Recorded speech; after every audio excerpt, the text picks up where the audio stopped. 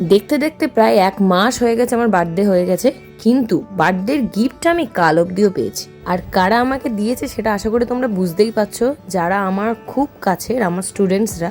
মানে প্রতিদিন ওদের এক একজনের মনে পড়ছে, এক একজন আসছে না বা অনেক দিন হয়তো আসেনি স্কুল, তাদের মানে তারা কিনে রেখেছে আমার বার্থডে গিফট, তারাই এখন আমাকে বার্থডে গিফটগুলো দিচ্ছে। আমি তো মাঝে মাঝে বুঝতেই পারছি না কিসের গিফট দিচ্ছে। আর তোমরা বিশ্বাস করবে না, ওরা এতটা ছোট, ওরা নিজেরা পছন্দ করে আমার জন্য গিফট কিনে এনেছে। মানে মেয়েরা তো কিনেছেই, উল্টে এখন তো দেখছি ছেলেরাও পর্যন্ত নিজেদের পছন্দে গিফট কিনে এনেছে। আর ওরা জানে আমি কি ভালোবাসি, কিরকম পড়তে ভালোবাসি, কিরকম চয়েস আমার, তো ঠিক সেইভাবেই এত সুন্দর সুন্দর গিফট দিয়েছে। আমার সব থেকে ভালো লেগেছে, ওরা জানে আমি নূপুর পরতে ভালোবাসি, তাই জন্য ওরা আমার জন্য নিজেরা পছন্দ করে নূপুর দিয়েছে। আর এই বউটা আমার একটা স্টুডেন্ট নিজে হাতে বানিয়ে দিয়েছে। আর এইটা হচ্ছে ও দীঘায় গেছিলো, তো দীঘা থেকে ও আমার জন্য মনে করে গিফটটা কিনে এনেছে।